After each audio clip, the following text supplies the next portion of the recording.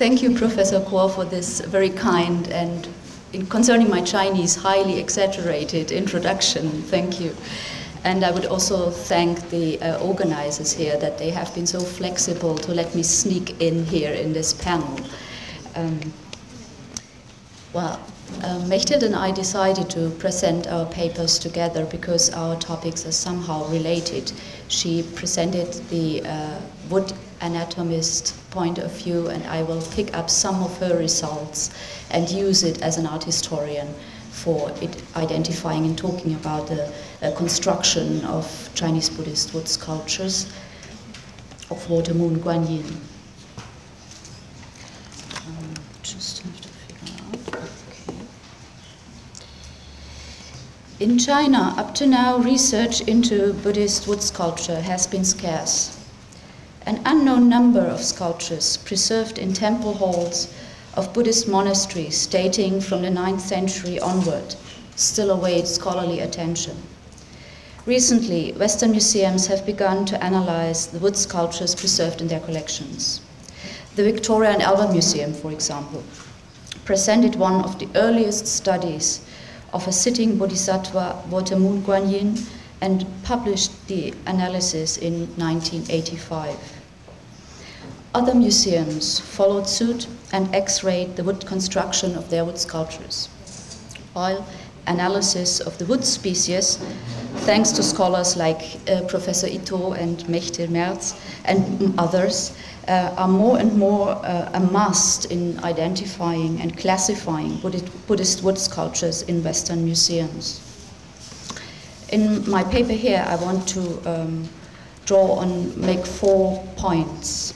The first is the wood construction of Chinese Buddhist sculptures of Water-moon Guanyin, and I will take 2 sculptures as examples. The second one is the wood material in Chinese Buddhist sculptures of Water-moon Guanyin and its relevance for the construction and the regional origin of the sculptures. And the third point is, now I got my papers the third point is I want to draw a comparison between Japanese and Chinese wood sculptures. So the first one here is I want to present the results of the analysis of 2 sculptures of the iconographical type of Water-moon Guanyin.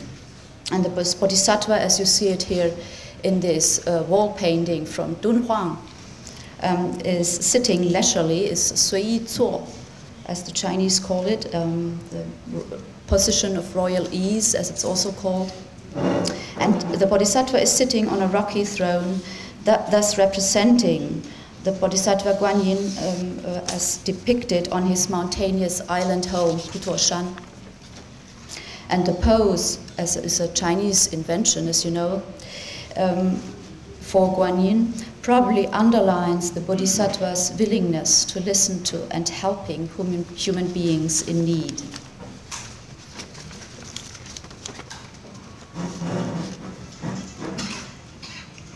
In the following, I will first investigate the wood construction of 2 sculptures of Water-moon Guanyin today preserved in the Rijksmuseum in Amsterdam and in the Art Institute of Chicago. First here, the sculpture from the Rijksmuseum. He is sitting leisurely with his right leg lying in front of the body on the throne, and the sculpture measures over 100 centimeters in height. Looking at the diagram of construction, which has been done by the conservator Alice Lauren, we see that the figure's torso was carved out of one large piece of wood. This major block reached down to the middle of the right thigh and included the left part of the lap.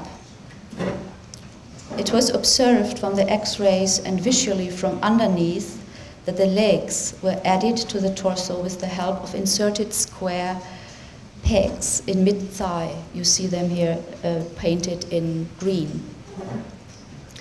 2 of those pegs were used for adding the right leg, and 3 for adding the folded left leg to the sculpture's lap.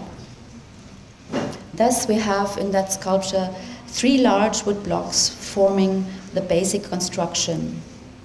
where the central block was not wide or high enough for shaping the entire figure, smaller blocks were added. Additional pieces were affixed to the right thigh and to the outer side of the left arm. Hands and feet were attached with round dowels. You see them also shown in green.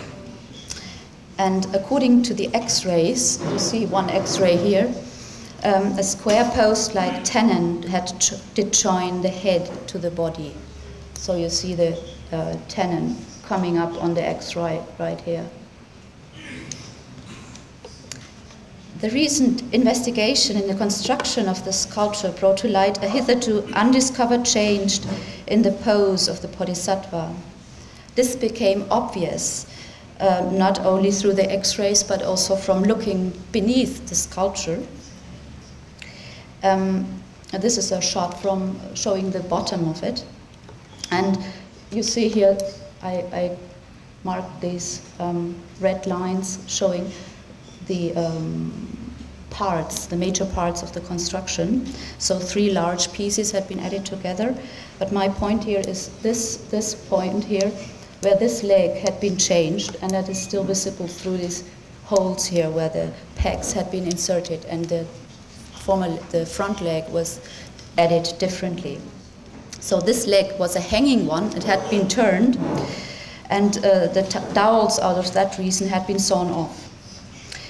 And it's possible, or it's quite likely, that the leg was turned when the damage, which was quite observable in the lab of the sculpture, wanted to be covered up for selling the whole sculpture on the art market in the 1930s, when this sculpture came out of the temple and remained in the dealer's possession. And then to cover up the huge damage in the lab, he changed the position of the leg. So this came out recently. It's quite surprising when looking at this sculpture, because up to now it was considered to be perfectly okay like this. But you will see in a second that these sculptures can sit in a different position too. And this was the position formerly assumed by the Bodhisattva in the Rijksmuseum. So according to further examples, a construction basically consisting of 3 larger blocks seems to have been the standard for sitting images of Water-moon Guanyin. I have analyzed the construction of further Chinese wood sculptures sitting in the same pose as this above one.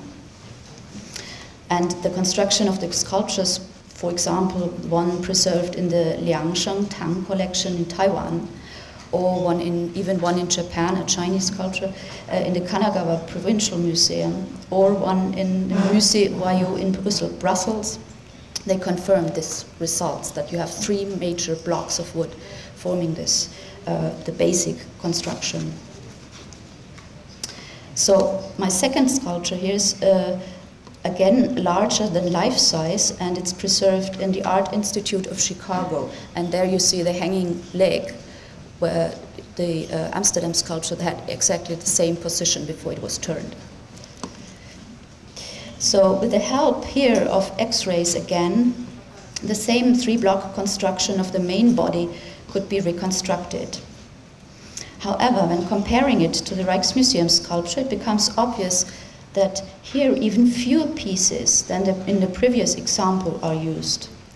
The head, for example, was not attached separately, but carved out of the same piece as the torso, and the right standing leg did not need any additional blocks added to create it. So that means the main block obviously was wide enough to include not just part, but the whole of the left arm, for example, here. So this is all one piece. Oops. So only those parts that could not be included in the width of the basic wood blocks, like the extended right arm, that is quite usual here, and this second block, they were added with square tenons. Again, square tenons, as we saw, and also the same square tenons, 2 for the right leg, 3 for the hanging leg, as we saw in the Rijksmuseum. So it's a quite similar construction, but consisting out of fewer parts than in the former example. Oh yeah, the hand and the feet, that was also an interesting find. So you here see another X-ray which shows you this square tenon. You had carved 2 holes in the 2 parts, and then inserted the square wooden peg or tenon, and fixed it also with glue. And smaller parts added to the sculpture like hands and toes, pieces which usually have been added extra in many sculptures. I think also perhaps we saw that in the Han Dynasty sculptures. They were very often added extra. So that's the case here too. The hands and the feet, they have been just attached through glue. The glue comes up pretty strongly here in these X-rays. It's like an opaque, visible white line you see. So that's the glue. So far one can sum up the following results. The method of joining massive wood blocks with the help of tenons or dowels and glue was shared by all Chinese wood sculptures examined so far. And second, the 3 basic wood block construction could be observed in the majority of sculptures of Water-moon Guanyin. This was my special focus, so I'm just referring to this iconographical type. The number of assembled blocks is not standardized, but seems to depend on the width of the central block. And the conclusion would be that the larger the central block, the fewer additional blocks had to be added. And the question now is, could there be an explanation why we have more parts in the Rijksmuseum sculpture and lesser parts, or a smaller number of parts in the Chicago sculpture? Can there be any differences in the stabilities of the construction which we saw, or can there be any answer to this? And perhaps the answer could be given through the material used, the wooden material which was used in the 2 sculptures. And that's my second major point. I want to look at the wood material. That's just a summary of what I just said here. I'll skip this and now go to the wood material in the Chinese Buddhist wood sculptures of Water-moon Guanyin and its relevance for the construction and the regional origin of the sculptures. And now I come also a little bit to the history or the sources, the historical sources where you can find information about wood sculptures and their material used. And I also come back to those few texts which mention those material and sculptures. Also Mechthild just told you about some of this, so some of those parts will come familiar to you.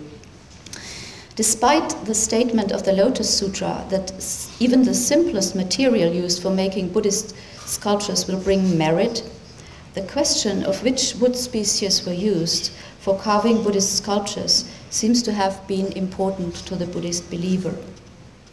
The legend of the first image of the Buddha Shakyamuni made by King Udayana tells us what a true representation of a Buddha Shakyamuni should look like. Because when Shakyamuni left the world to teach his mother in the heaven of the 33 gods, King Udayana of Kaushambi missed him so much that he had a statue of the Buddha made. He had a true likeness of the Buddha made out of the best available sandalwood, Tanmu. The Chinese pilgrim Xuanzang brought a sandalwood copy of the sculpture of King Udayana enshrined in Kaushambi back to China in 6030s. During the Northern Sung dynasty, the Japanese pilgrim Chonen, living 10th and early 11th century, had a copy of the statue made. It's said to have been made out of fragrant wood and was transported to Japan. From this, over 100 replicas were made, of which the well-known Seryoji image ranks amongst the most important ones and the most well-known ones. According to the above-mentioned texts, the statues should be made of fragrant wood or sandalwood. Later Japanese copies of the Seryoji shaka were made out of typical Japanese wood species like kaya or hinoki. And hinoki is also the material out of which the Saidaiji copy is made. Hinoki and kaya are fragrant woods which were considered to be a substitute for the precious and often not available in Japan often not available sandalwood. So this leads to the question of how important the wood material for Buddhist sculptures might have been in China. And it seems that, according to historical and miracle stories recounting the donation of Buddhist sculptures, sandalwood was preferred because of its sacred Indian origin, of course, and it's the same as in Japan. Even during the 11th century, miracle stories recount the carving of images out of sandalwood. And I'll show you here an earlier one, which might be taken as a testimony for sandalwood sculptures made in China, being out of sandalwood and possibly from the Tang Dynasty dating to the 7th century. This is a sculpture preserved in Japan. The production during the later period, during the Northern Song Dynasty, also records sculptures of Guanyin made out of sandalwood and sculptures of other pieces made of sandalwood.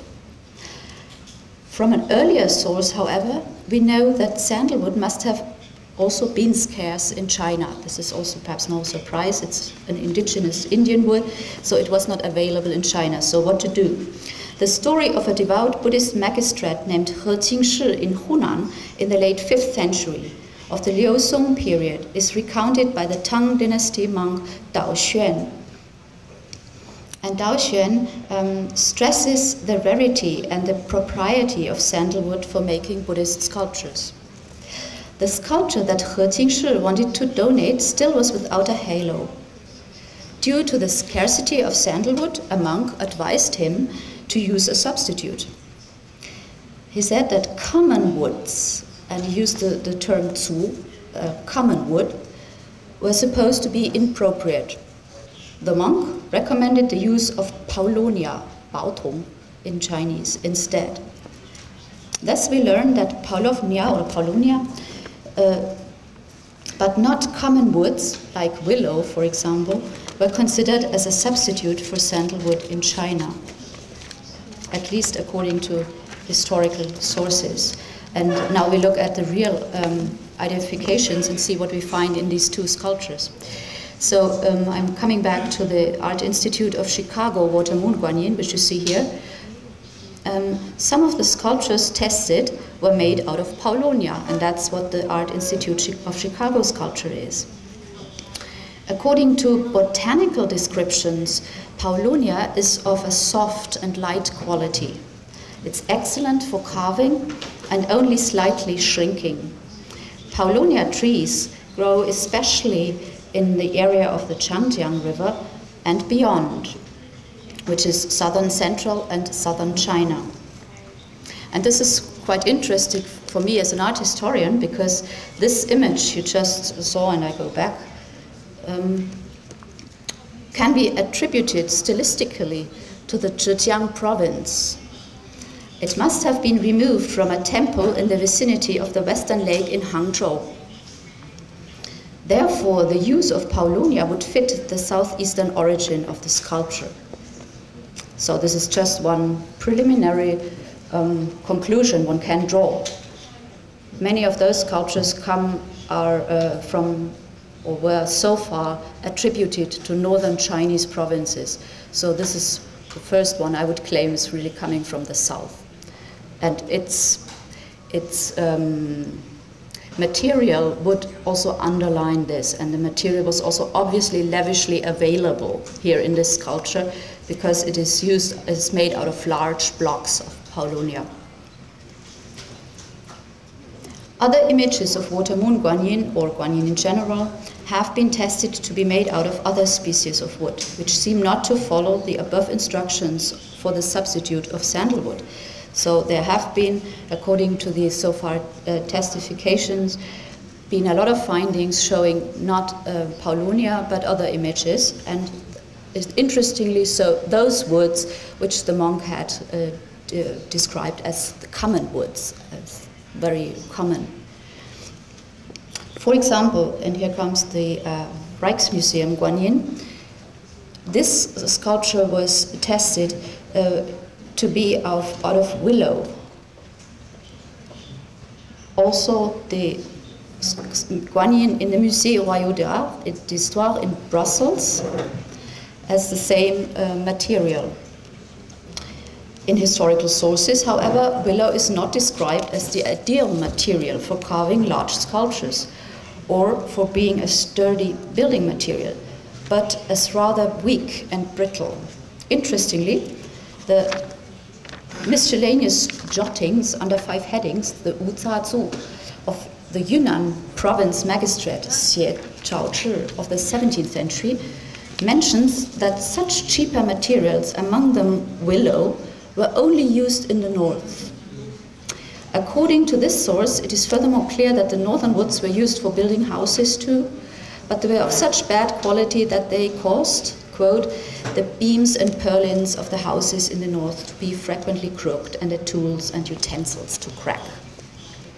So the fact that willow was considered not to be an ideal wood for carving, but nevertheless frequently appears to be the material of images of the Bodhisattva Guanyin, immediately brings into mind another religious association, because the willow twig is one of Guanyin's major attributes. So he's often depicted carrying a willow twig in one hand. And so even though considered a very common material, possibly the willow tree was, out of this reason, dear to Buddhist believers and was very often used for depicting images of Guanyin. That's just a supposition, and that has to be testified in further research. Nevertheless, the condition of the sculpture seems to explain the reservations of early authors concerning the material. The bottom of the sculpture of the Rijksmuseum's Guanyin shows the problems that willow might cause in regard to stability. And to obtain a wood block with a large diameter, and as in case for this sculpture, it's over a meter high, so it's sitting, the sculptor used the part of the willow tree where the branches start to sprout out. And I hope you can see this in this slide. It's rather dark, but here is the main trunk, and here he used the part where already the smaller trunks sprout out. So this area was obviously highly instable, and how do you say, not stabilized. Sorry, my English leaves me here. So that he included even 2 or 3 cores of wood. And this might cause, this use of this part of the wood caused the cracks and fissures visible today, and was probably the reason for the deterioration of the lower part of the Rijksmuseum sculpture, which was again covered up by turning the lid. Also, the larger number of wood blocks necessary for the construction in comparison to the Art Institute sculpture might be attributable to the problematic quality of the material. The main body of the Water-moon Guanyin in Brussels is also heavily damaged, and perhaps this might be also due to the weakness of the wooden material. Of course, it might also be due of the conditions of the preservation. But this is just as again a preliminary observation I want to state here. In future, more comparison have to show if this is really true or if there are other reasons. My third point here is a comparison between Chinese and Japanese wood construction of Buddhist images in general. To summarize and underscore the results of this preliminary investigation in Chinese Buddhist wood sculptures, I will highlight some points in comparing the construction and the material to their Japanese counterparts. First, conclusion concerning the wooden materials. Of course, as we already have said, they are both different in both countries. Just to summarize, most often have been found so far used in Buddhist sculptures, and interest for me was Guanyin, paulownia, baotong, willows, liu shu, and poplar, yang shu. And in Japan, there was suki, kaya, and hinoki, as just naming a few amongst others. So completely different wood species, indigenous woods. So let's see what this means for the construction of wood sculptures. Chinese Buddhist schools and styles did influence Japan for the first time in the 6th and 8th centuries, and again later during the 12th and 13th centuries. But the way of constructing Chinese wood sculptures is not similar to any of the 3 methods of constructing Chinese sculptures practiced in Japan, which you see here in the 3 depictions. You have Ichiboku Sukuri at the left, where one trunk is used. You have Warihagi in the middle, where the trunk is split and the inner part of the wood removed and then fixed together again. Or you have the most lavish construction method. You have the Yoseki Sukuri sculptures assembled out of hollowed out small parts on the right side. So the Chinese method of construction so far does not resemble any of those 3. However, the diagrams I show here do not include those of early 7th century wood sculptures in Japan, a method of construction very similar to the Chinese one, which, however, was quickly abandoned in Japan. And the development from Ichiboku, Warihagi, and Yoseki techniques started with sculptures of the 8th and 9th century, as you see them here. In Chinese sculptures, the core of the wooden log has not been deliberately removed, as in Japan. The blocks were not split and rejoined, and neither were the sculptures assembled out of small hollowed wood blocks. The idea of stopping the wood from cracking through removing or avoiding the pith or core of the wood is only visible in the Japanese way of construction, but was not followed in China. Thus, the method and idea of the hollowed-out multiple block construction is completely different from the massive 3 basic block construction observable in Chinese sculptures.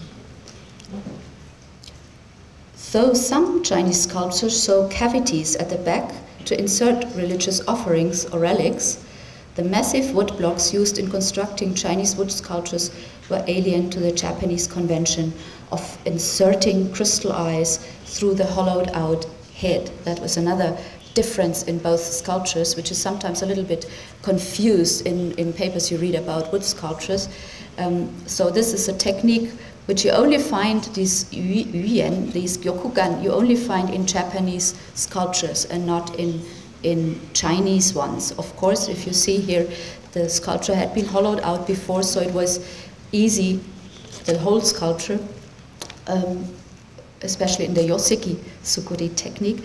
So this was easy to insert those eyes from behind, because you had to insert the crystal parts and the colored parts from inside the sculpture. So for that, the sculpture had to be split, parts put together, hollowed out, so you could move in the eyes from behind.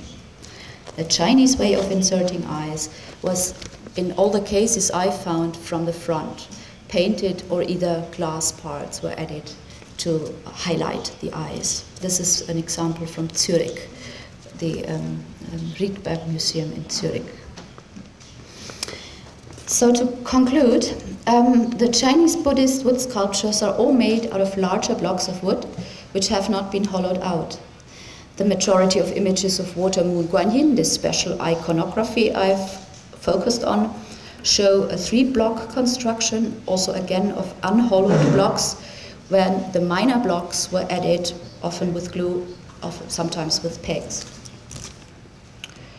Willow and paulownia, both endemic wood species in China, might have been used not only out of practical, but also out of religious reasons. This has to be shown in the future.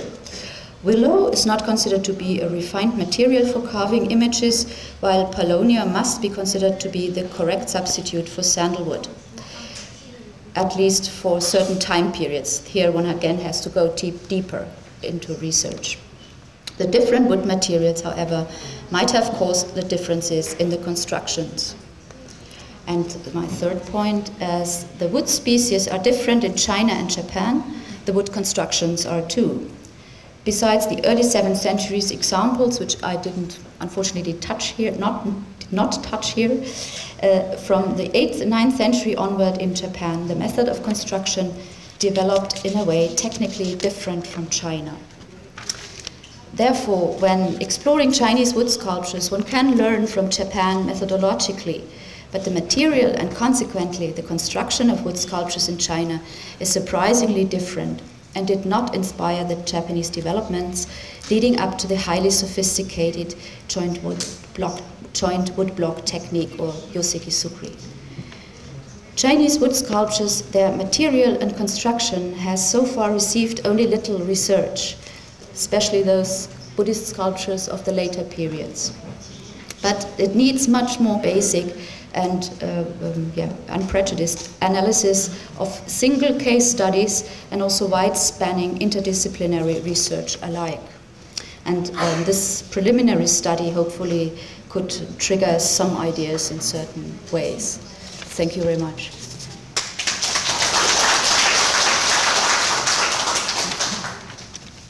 Thank you very much, Dr. Roesch. Now, Dr. Roesch and Dr. Merz will jointly take your questions.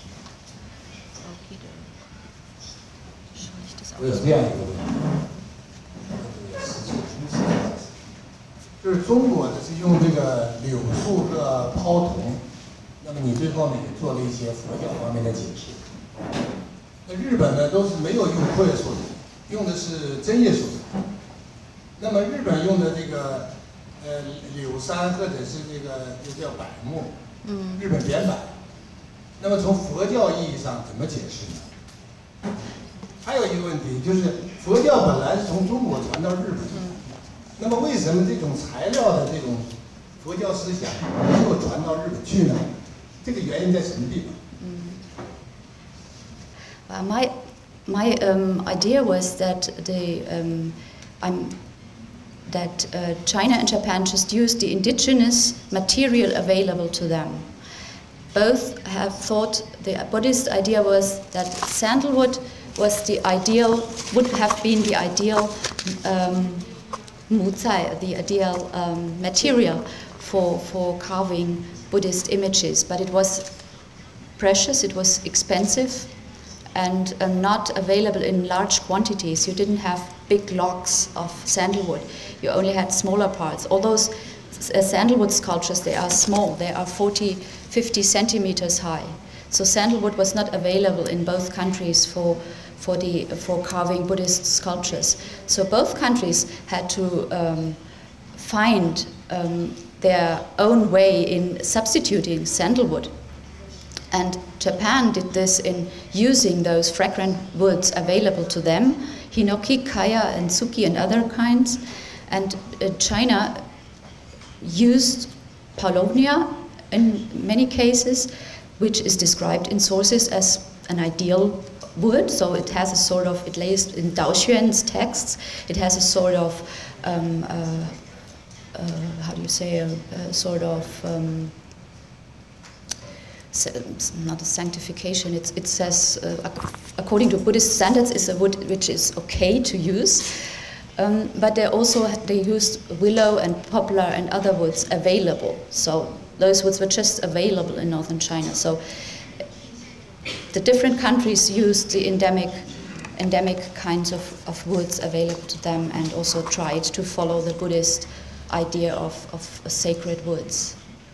And then the second question, I think, was, you said that China, of course, influenced Japan many times concerning the Buddhist belief. I also think it's interesting that we recently found out through a professor, a French professor translating Japanese sources, that obviously a lot of wood has been exported from Japan to China, but as far as I know, not the other way around. Right. At least for that we have the evidence in the Song dynasty that Japan exported wood to China, but not the other way around. So the question why the Chinese wooden material didn't reach Japan, if I understood correctly, I can't answer so far. I mean, the styles were influenced, and the style influenced Japan, but obviously not, or only in the beginning, the construction and not the wooden material, as far as I know. Yeah, the first influence was from Korea. The first influence to Japan was from Korea. So the first sculptures. It was later that China influenced it. It was more the belief, but not in the material. 那个法隆寺哈，它有一个问题，法隆寺就是用的那个木材呢，都是这个那个扁柏呀，柏木，就是日本的柏木，日本扁柏。で、ヒノキは日本の特産の木です。ヒノキ因为这个ヒノキ了哈，它是日本的这个最有特点的一个，而且多的一种木材。台湾にヒノキの亜種が一種類あります。ヒノキの亜種が。在台湾好像只有一种这个柏木是吧？叫台湾ヒノキ。で、日本は早くからヒノキの使い方を非常によく知ってた。日本人呢很早他就了解这个柏木的这个用法。先ほど話したように非常に割れやすく粘り気のある刃物のよく木です。因为这种木材的特性呢，它就是很容易劈开，然后很容易来这个成型啊，很容易用。日本の木造建築と仏像の文化が流行った背景にはヒノキの存在があります。所以就是说这个。日本的这个寺庙文化，包括这个宫殿的建造和这个佛像的这个建造哈，可能都是跟这个背景有关系的。多分日本の仏像を彫る人たちは一番最高の木だと思ってるんじゃないでしょうか。所以这个日本的雕塑家呢，他们一定認為这个柏木对于他们来讲是最高的，最好的木頭。で、もう一つは刃物の剣があると思います。日本の刃物と多分中国の刃物の鉄の質が違うんだと思う。还有一个问题可能就是，这个刀就是砍这个木头的这个刀具，可能它这个铁的这个成分、铁的这个质量，中国和日本可能会有一些区別。日本の大工道具も彫り道具も非常に柔らかい鉄でできています。日本的这个刀具呢，它都是这个铁质比较软的。そのためには非常にヒノキが合ってたと思う。所以呢，这个柏木呢就是用于柏木上面比较合适。仅供两位参考。The length saw did not yet exist. It was introduced in the 14th century. So at that time, it was important that trees were able to be split lengthwise. Because it was the ripsaw in English. They say ripsaw did not exist before, so they were split. And hinoki is very nice to split. It grows very straight. And in China, they didn't. In fact, I don't know yet what wood species have been used in Chinese temples, and if they also grow as straight as Japanese hinoki. It's still a question. 是说对这个树种的一个佛教思想的解释，因为你对这个柳树和泡桐都做了佛教思想的解释和说明，但是日本用的 hinoki 或者是它的 ski， 那怎么去用佛教思想解释呢？ I said that they use this endemic woods, and it has been also so according to the Buddhist text, it was okay. It was okay to use hinoki and those endemic woods in Japan. So the Buddhist texts agreed and said it's fine in Japan to use hinoki because you should use fragrant woods. If you don't have sandalwood to carve Buddhist sculptures, use fragrant woods. That was in the Buddhist texts. And of course, the fragrant woods are endemic to Japan. But so the Buddhist texts perhaps just sanctioned. Can I say sanctioned? I mean in English. Allowed. It just gave the Buddhist background to say that this is okay to use fragrant woods in Buddhist carving Buddhist sculptures if you don't have sandalwood. I mean, in the case of Japan, the question is why camphor wood has been used as the first material. This question is still not completely resolved. It's still a question. Why first camphor wood has been used, kusunoki, zangmu. That was the first wood in Japan. And suddenly in the 7th century, it switched to hinoki and kaya. So hinoki was then the main material, but also kaya has been used. And the usage of kaya can be seen in the text. There is some Buddhist comments saying that kaya can be used as a substitute of sandalwood. But why camphor wood has been used at the beginning is still a question. Of course, it's too long. There are some answers already to this question, but this will be very long. For your interesting presentation. I'm from Japan.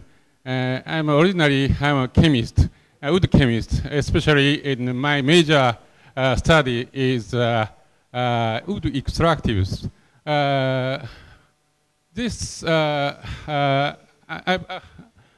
know not good at the knowledge of the wood sculpture, but the common properties of those materials, cinnamon, camphora, Campesparis obtusa, and Nosfera, and also the sandalwood, and other Buddha sculpture wood is maybe Darbagia and other. Those common properties is smells. It's sandalwood is very good smells, has good smells, and also cinnamon camphora, as you know, it's a very nice, strong smells, and also Campesparis obtusa and also Nosfera also has very strong smells and very attractive for maybe a sense of religion, no? So I think it is very important point that the properties of smells is very important for that. Yes. Okay, thank you very much. Yeah, but also behind this property of smell, for us it smells very good, but for the insects that smells very bad. So in a country in Japan, which is very humid, it is wood like camphor wood and hinoki. Of course, they repel the insects. This is important too. Okay, thank you. Wood anatomic method is a traditional method to identify wood species, and it's also a destructive method. So I'd like to know, is there any non-destructive method to identify wood species?